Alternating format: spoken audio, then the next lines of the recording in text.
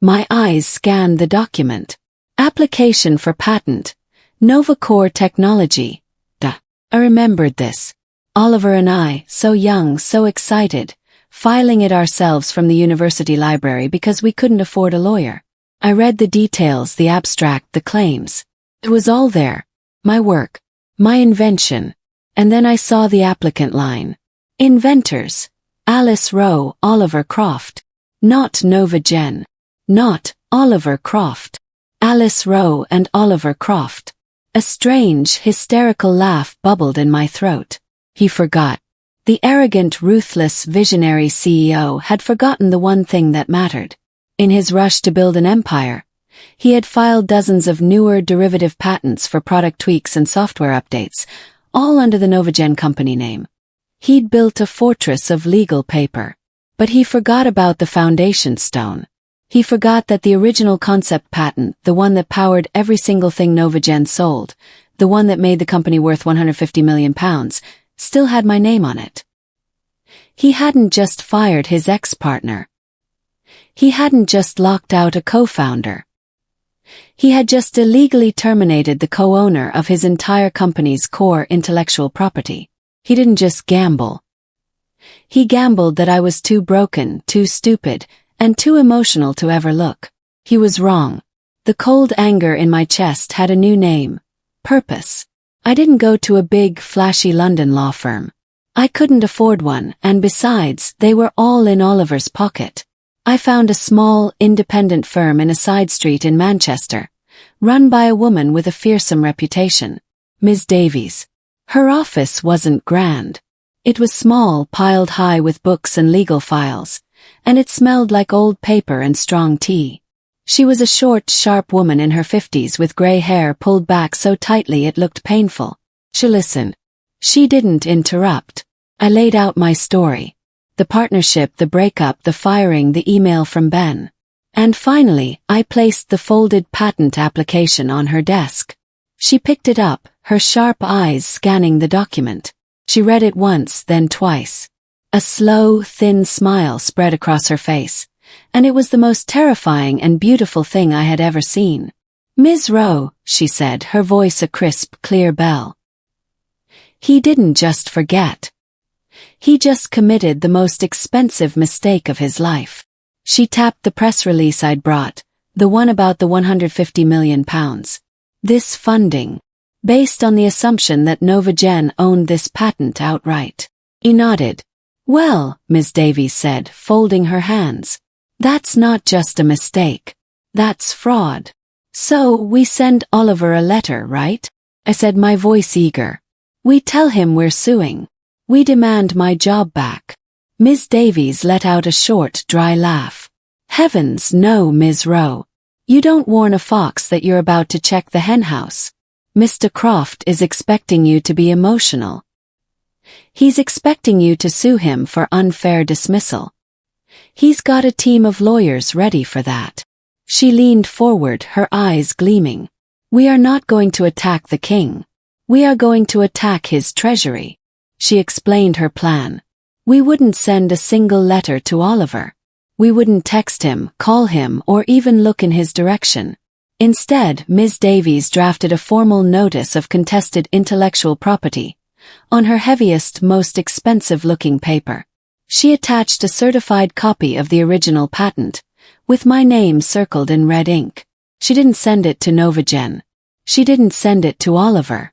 She sent it by special courier directly to the CEO of Summit Partners, the venture capital firm that had just proudly announced their £150 million investment. Now, Ms. Davies said, sealing the envelope with a satisfied thwack. We wait for the people with the real power to make the next move. Let's see how visionary Mr. Croft looks when his new investors find out he doesn't actually own the product he just sold them. I didn't have to wait long. 2 days. 2 days I spent at my parents' house, jumping at every noise, checking my phone every 5 seconds. Then, on the third morning, my phone rang. It was an unknown number. My heart hammered against my ribs. I let it ring twice, took a deep breath, and answered. Hello. Silence.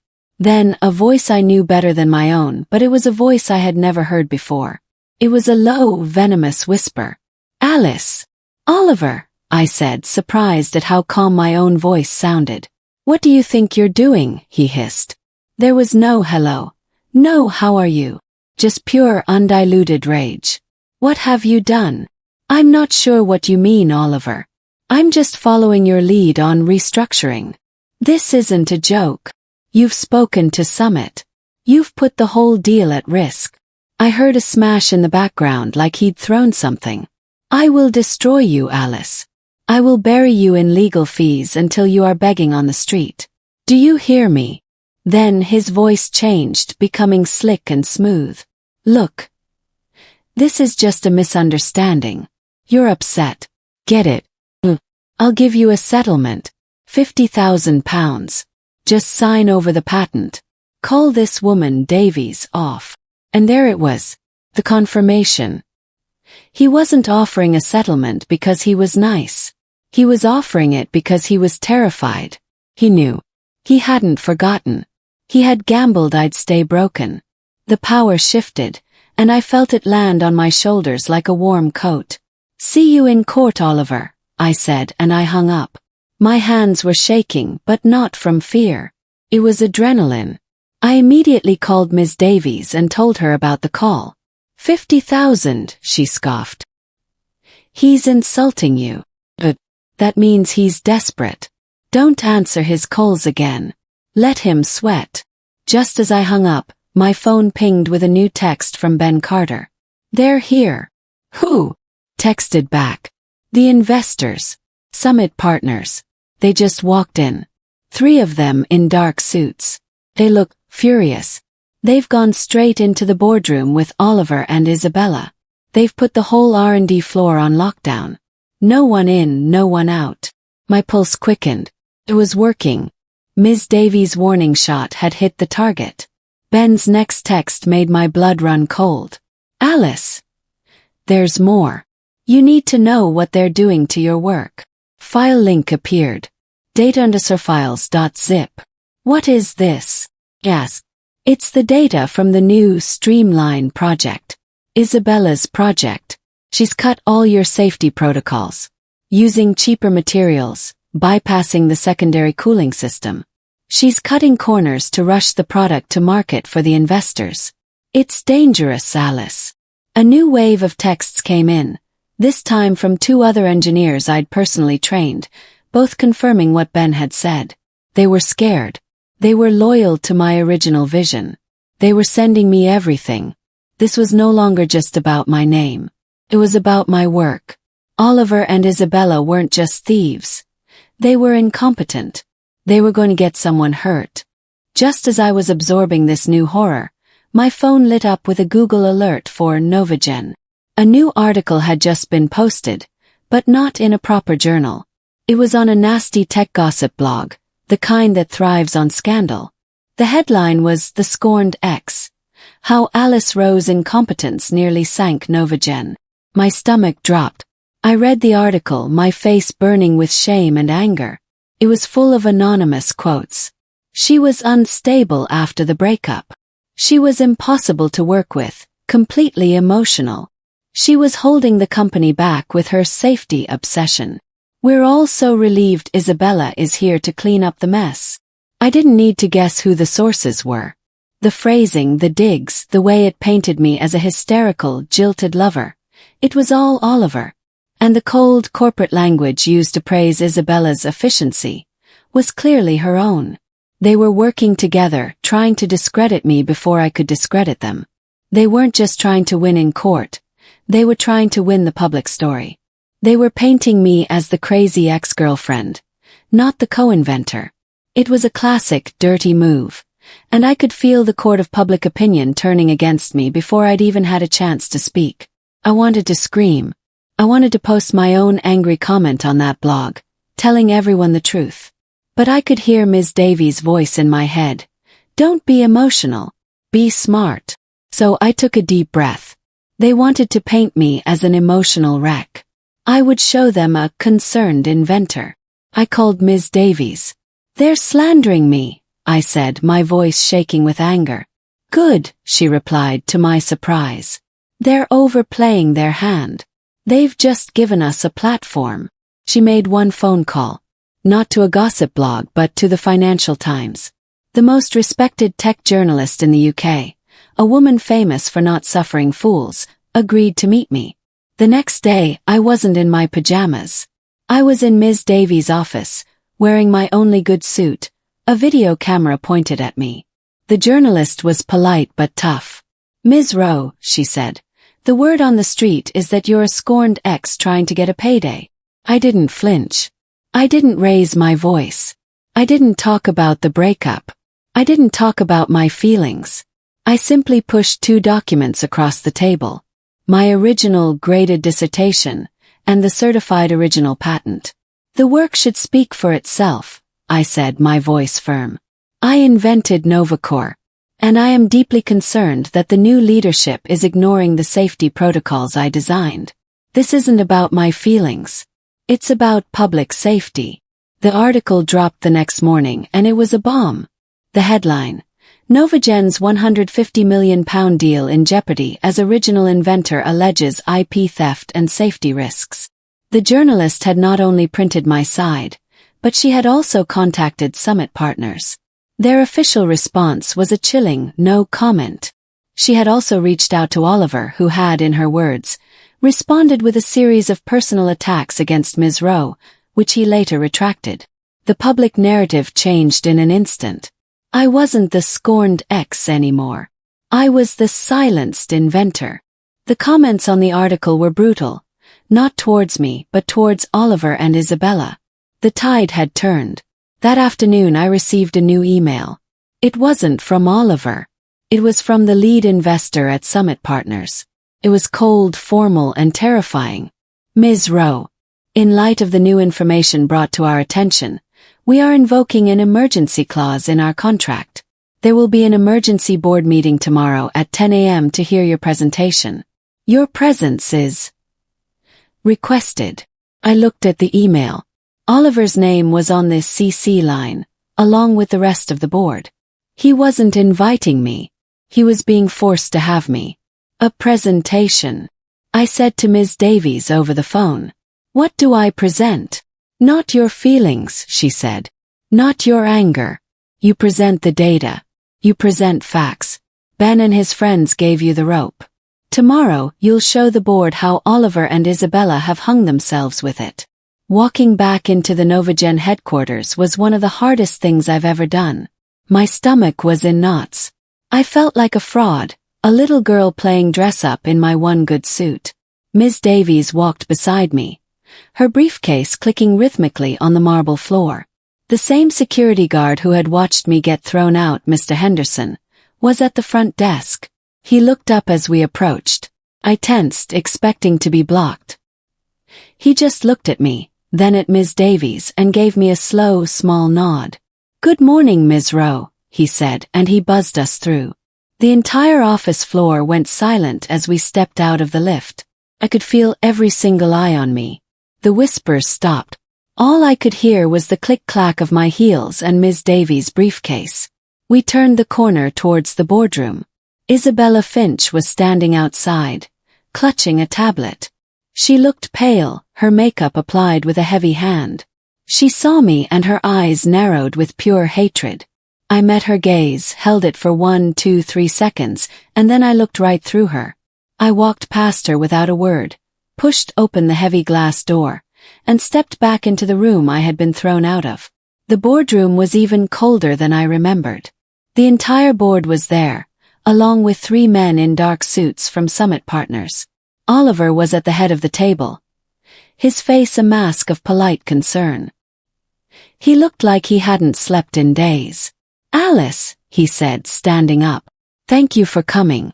We're all here to clear up this misunderstanding." The lead investor, a man with a face like granite, cut him off.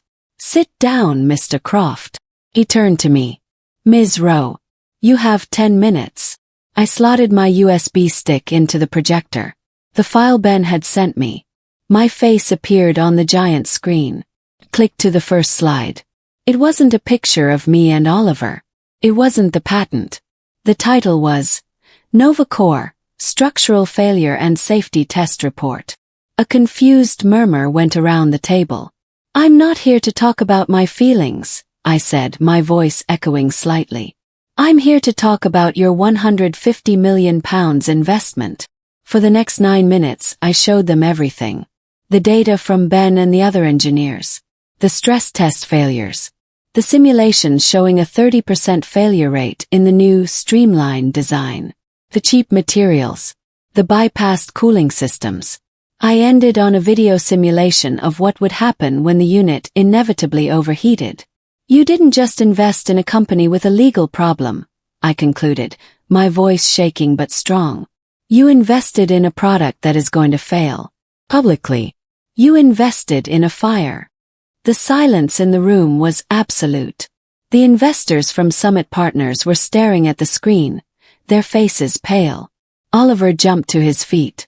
This is fabricated, he shouted, pointing at me. She's faked this data. She's hysterical. She's trying to sabotage us. That's a very serious accusation, Mr. Croft, Ms. Davies said, speaking for the first time. She pulled her own laptop from her briefcase. And a convenient one. She looked at the lead investor. With your permission. He nodded. Ms. Rowe, Ms. Davies continued, is the inventor. I am just the lawyer.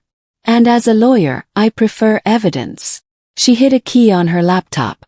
Every tablet at the table, including Oliver's and the investors, lit up with a new email. These, she said as they all began to read, are the original server logs from NovaGen, saved by a concerned employee. Please direct your attention to the file named Server Logs I. Finch. I watched as Oliver's face went from red to a sickly, mottled white. The logs were undeniable. They showed Isabella Finch, using her executive-level credentials, downloading all of my R&D files onto a private external hard drive. The timestamps were clear. 10 p.m. The night before I was fired. This wasn't streamlining, Ms. Davies said quietly into the silence. It was premeditated corporate theft. The lead investor from Summit Partners slowly closed his tablet. He didn't shout. He didn't scream. He simply stood up, which was far more terrifying. Mr. Croft, he said, his voice dangerously quiet. You represented to us that NovaGen had full and unencumbered ownership of its core IP. You failed to disclose a co-inventor, and you failed to disclose that you were actively pushing that co-inventor out. Oliver started to sputter. Now listen, she's. The investor held up a hand, silencing him.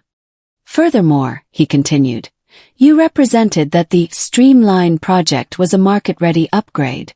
It is, in fact, a dangerous, non-viable product. This is a fundamental breach of contract. He turned to his legal team. We are pulling our funding, effective immediately, on the grounds of fraudulent misrepresentation. It was chaos. Oliver was shouting. Isabella was silent. And then a court officer who had been waiting outside with Ms. Davies' team stepped into the room and served Oliver with an emergency injunction. What is this? Oliver roared, ripping the paper. That, Ms. Davies said, is a court order backed by the evidence of fraud, freezing all of NovaGen's accounts. Your company, Mr. Croft, is now grounded. Oliver looked at the papers, then at the investors, then at me. His visionary empire had just crumbled to dust. The boardroom, which had been silent, was now a storm of accusations. The investors were on their phones, yelling at their own lawyers. The board members were demanding to know what was going on. And Oliver was a cornered animal. I saw his eyes dart around the room, looking for an escape, for someone to blame. And they landed on Isabella Finch. She was still sitting there, white-faced, her hands in her lap. Oliver's face changed. The panic vanished, replaced by a cold, familiar calculation. He straightened his tie. He held up his hands for silence. Wait, he shouted. The room quieted slightly. This is a shock to me as much as it is to all of you. He turned and pointed a shaking finger at Isabella. This was all her. She misled me. She was in charge of the due diligence on the Streamline project. She must have faked the data. She told me Alice's patent was irrelevant. This is her fault. He was throwing her to the wolves.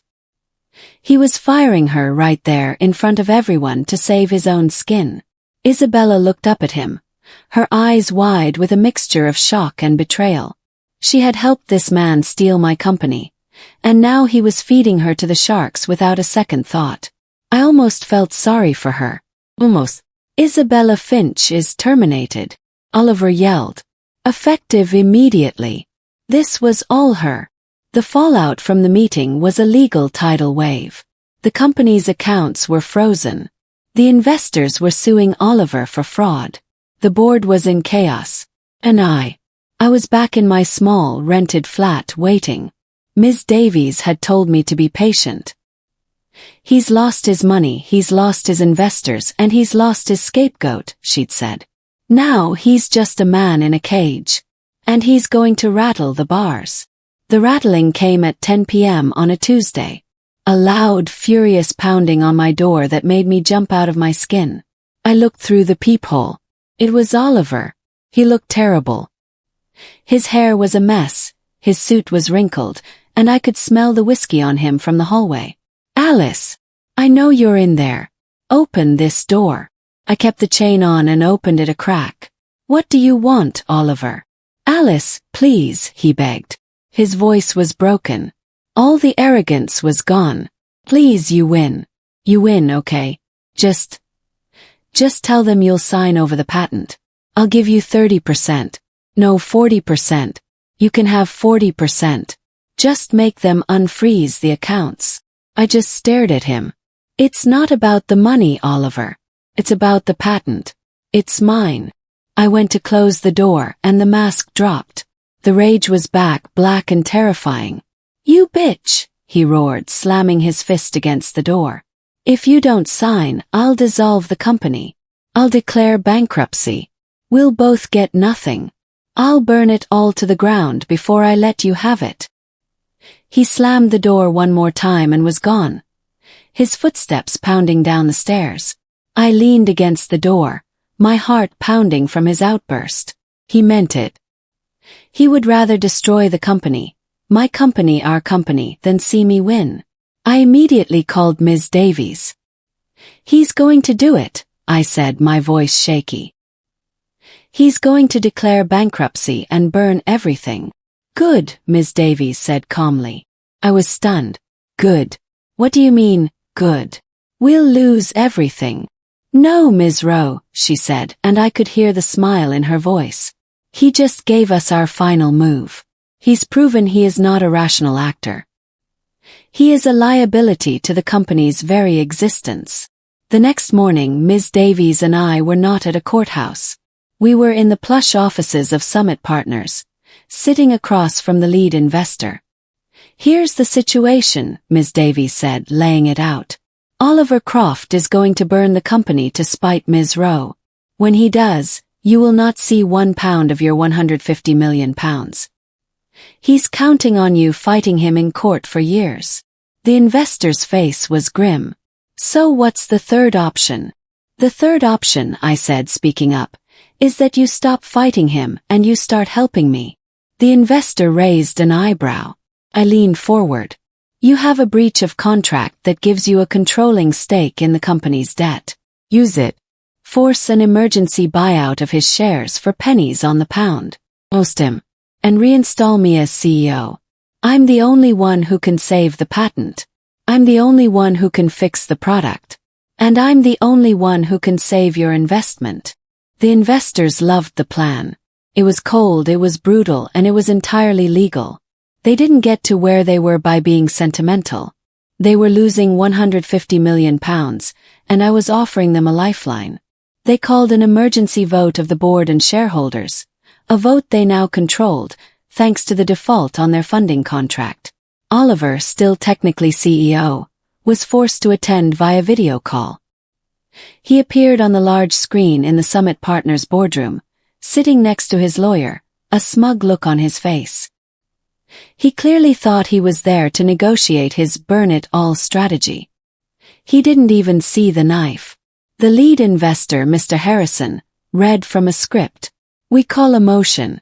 Based on gross mismanagement, fraudulent misrepresentation, and a clear threat to the company's solvency, we move to remove Oliver Croft as CEO and board member, effective immediately. Oliver's smug look vanished. What? You can't do this. This is my company. Harrison ignored him. All in favor. Every hand in the room went up. The board members, my new allies from Summit, even a few of the original shareholders who had been silenced by Oliver for years. Oliver was shouting, his face purple on the screen. You can't do this to me. Built this. Alice, tell them. I just looked at the camera. All opposed. Harrison asked. Silence. The motion carries. And with a click of a mouse, Oliver's video feed was cut.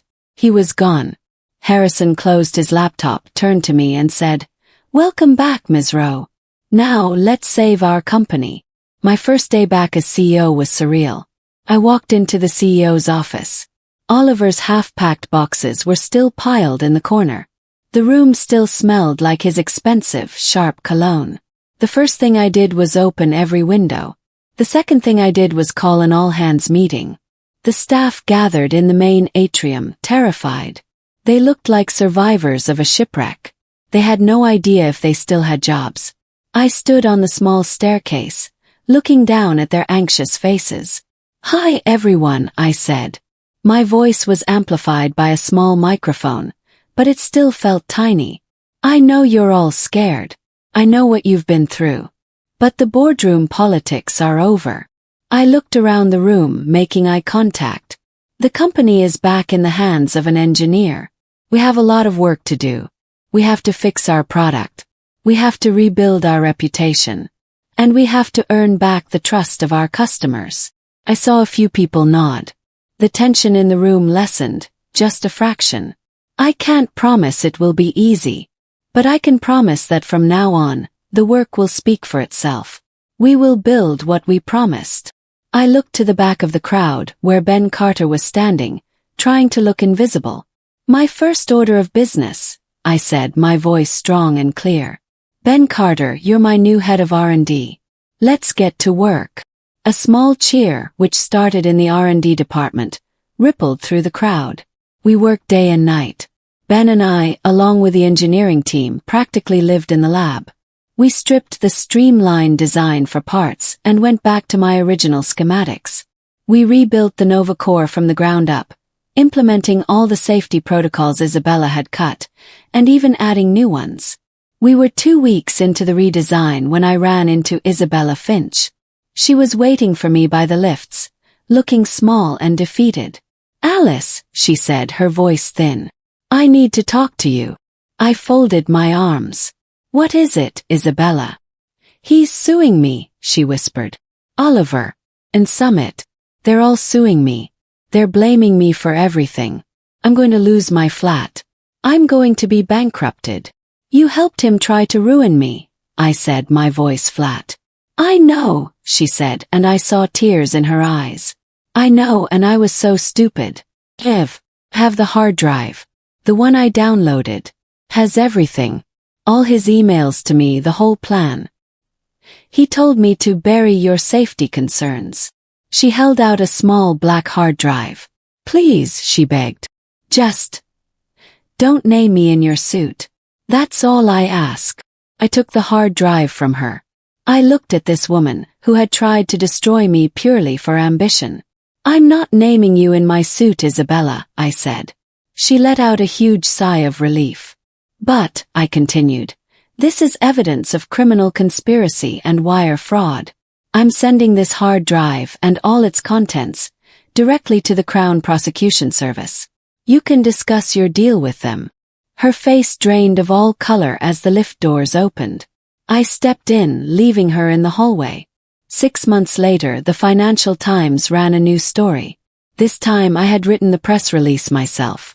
NovaGen reinstalls original co-founder and inventor Alice Rowe as CEO. Secures new funding round from Summit Partners. The article detailed the company's incredible turnaround, the new safety standards, and the upcoming launch of our redesigned product. But the part that mattered most to me was the photo. The newspaper didn't use a new, glossy CEO headshot. At my request, they had used the photo from my original university ID card, the one where I was 21 years old, with frizzy hair, a cheap hoodie, and a proud smile, holding my dissertation binder. The article mentioned Oliver Croft and Isabella Finch only once, in a small paragraph at the bottom, noting that they were both facing multiple civil and criminal charges for fraud. I had been unerased. The public knew the truth. I wasn't the scorned ex. I wasn't the difficult woman. I was the inventor. I was the founder. And I was back in charge. The calls we got that day weren't from lawyers. They were from customers, old partners, and engineers who wanted to come and work for us. We were no longer a story about scandal. We were a story about comebacks. 1 year later, I stood on a stage under bright lights. The auditorium was packed with journalists, investors, and employees.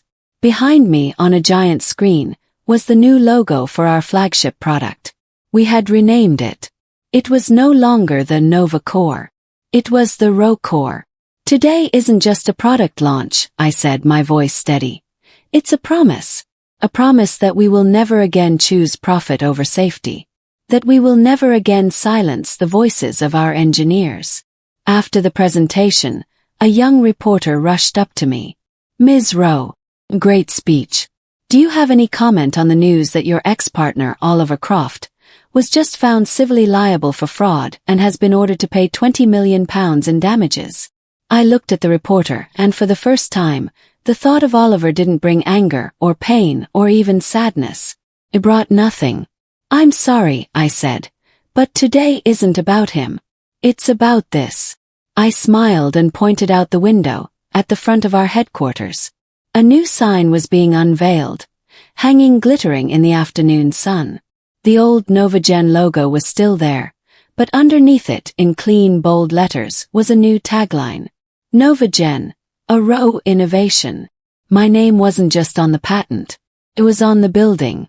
If this story touched you, or if you've ever felt like your voice was stolen, please share this. Sometimes, the quietest person in the room has the most important thing to say. The cold, glass wall of the boardroom felt like it was pressing against my back. Oliver Croft, the man I had loved for 8 years and built a company with from my university dorm room, didn't look at me. He stared at a point just over my left shoulder. His muso, Isabella Finch, sat beside him, her pen tapping a rhythm of victory on the polished mahogany table. We're restructuring for a new gen vision, Alice, Oliver said. His voice flat, like a stranger reading a script. Your services are no longer required. My breath caught. This had to be a joke, a cruel, awful joke. But then I saw the 2 security guards, men I'd said good morning to for years, appear at the boardroom door. What? The word came out as a small, stupid squeak. Oliver, what are you talking about? Isabella finally spoke, her voice sharp and sweet like broken glass. He's saying you're finished, Alice. Please don't make this difficult. Oliver slid a single-page letter across the table. Termination. Effective immediately. He stood up, straightening his tie. Hand over your laptop and badge. Now. The guard stepped forward as I sat frozen, my entire world tilting and then shattering into a million pieces. They didn't touch me, but their presence was a wall. I fumbled with my badge, my fingers numb, and unclipped the lanyard I'd worn like a second skin. As I walked out, my keycard was already declined at the main door. I was an outcast, thrown out of the house I had built. Have you ever had the rug pulled out from under you so fast you forgot you were even standing? I made it to my car a few streets away before my legs gave out. I collapsed into the driver's seat, my mind a blank, howling white noise. I don't know how long I sat there, just staring at the NovaGen logo on the steering wheel cover. Then my phone, which I'd left in the cup holder, began to buzz. Didn't just buzz once or twice. It lit up like a Christmas tree, vibrating non-stop with notifications from news alerts, LinkedIn, and texts from confused friends. I picked it up, my hand shaking so hard I almost dropped it. The top alert was from a major tech journal. NovaGen secures £150 million in new funding.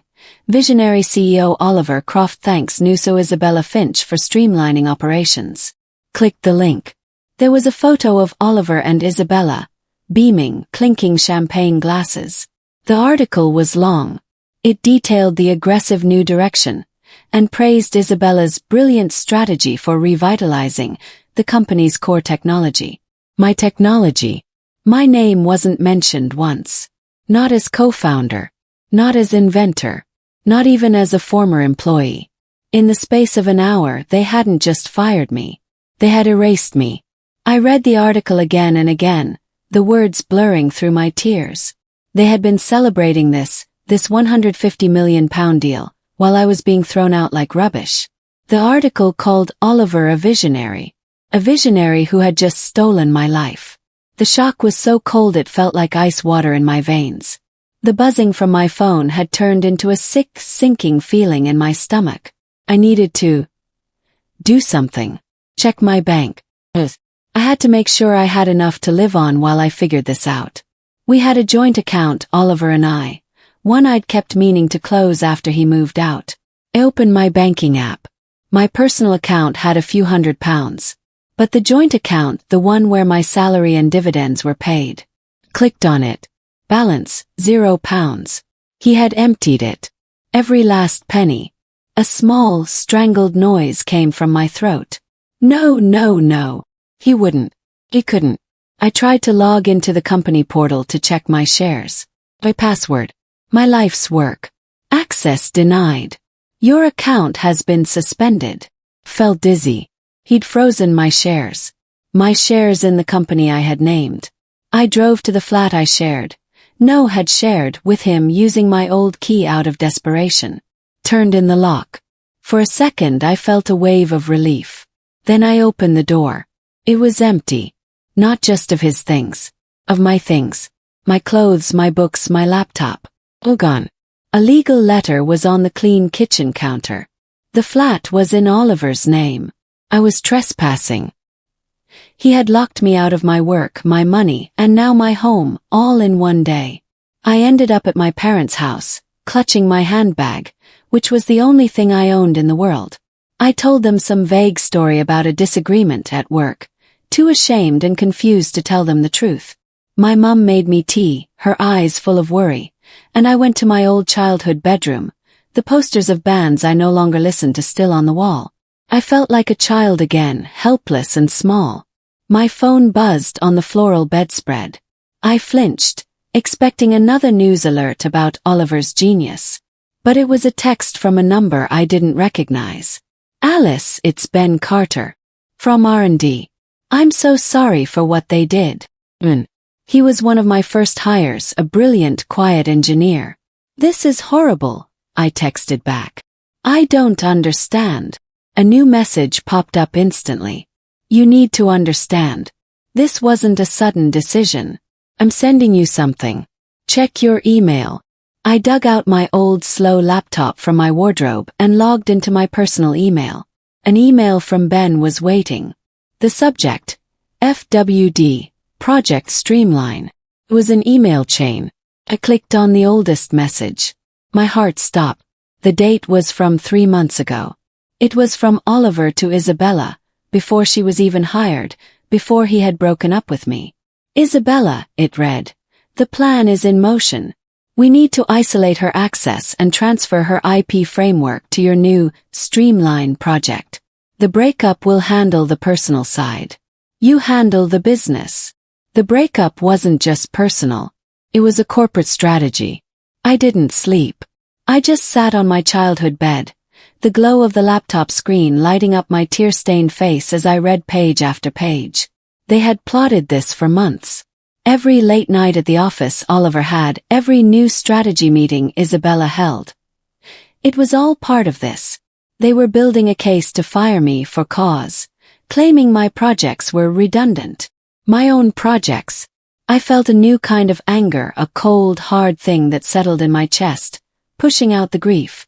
I was so stupid, so blind. The next morning, my mum found me asleep on the keyboard. Oh, Alice, she whispered, stroking my hair. Whatever this is, you'll figure it out. You always do. Her words made me think. I needed something. Proof. Anything. I went up to the loft, the air thick with dust and memories. I was looking for my old university boxes. Maybe my notebooks, my early plans. I found the box labeled Uni Final Year. It was full of textbooks and old clothes. But at the very bottom, beneath my graduation gown, was my old dissertation. A tattered blue binder, 150 pages of equations and sketches. NovaCore. A new paradigm in green energy. I smiled a sad small smile. This was where it all began. I idly flipped through the pages, and a folded document slipped out from the back pocket. It was thick, official-looking paper, slightly water-stained. I unfolded it. It was from the UK Intellectual Property Office. A notarized patent application.